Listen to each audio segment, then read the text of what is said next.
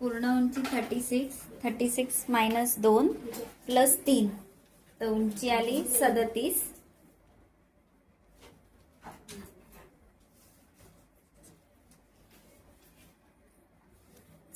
उंची आली. उंचीमध्ये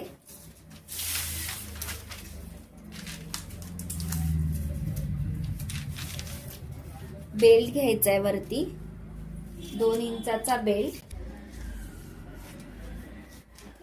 हेर किती आहे? 43 भागिले 3,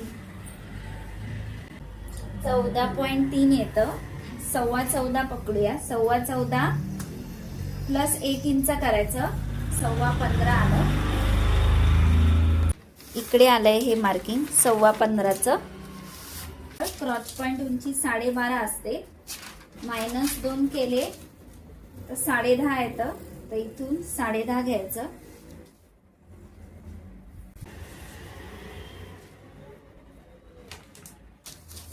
च्या इथे जेवढं वरती आलंय तेवढंच आधी खाली मार्क करून घ्यायचं. 15.25 हे लुजिंग झालं, लुजिंग सकट झालं. प्लस त्याच्यामध्ये 1 इंच आणि 1 लुजिंग ऍड करायचंय.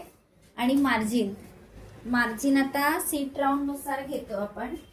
ह्यांचं सीट राऊंड आहे 43चं मार्जिन येतं 3 इंच, जे आपण इथे 1.5 आणि इथे 1.5 ह्याला असं करूया. जे 1.5 इंचाचं लुजिंग झालं, 1.5 इंचाचं मार्जिन झालं. आता ही वाली जी लाईन आहे वरची 15.25ची लाईन आणि 1.5 इंचाची लाईन जोडून घ्यायची.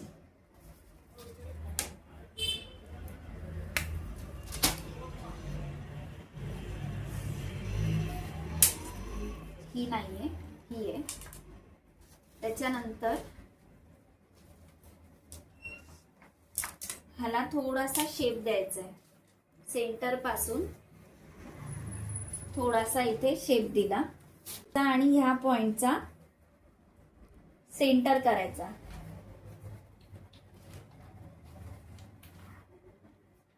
हा आला सेंटर. हा किती येतो ते चेक करायचं. 8.25. इथून पण हा झाला सेंटर पूर्ण पॅन्टचा. बॉटम राऊंड आहे 13च्या अर्धे 6.5, 6.5च्या अर्धे 3.25 येतं. 3.25 मध्ये शिलाई मार्जिन ऍड केलं तर 4.25. सेंटर पासून इथे 4.25.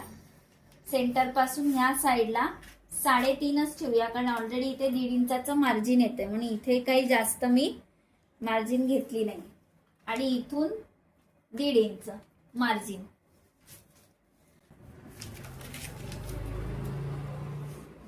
हे असं येणार. शेप द्यायचा इथून.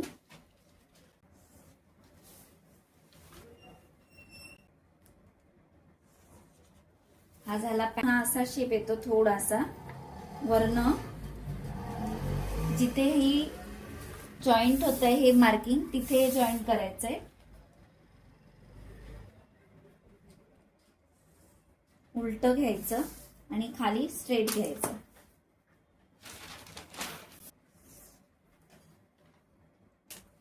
बघू शकता एकदा.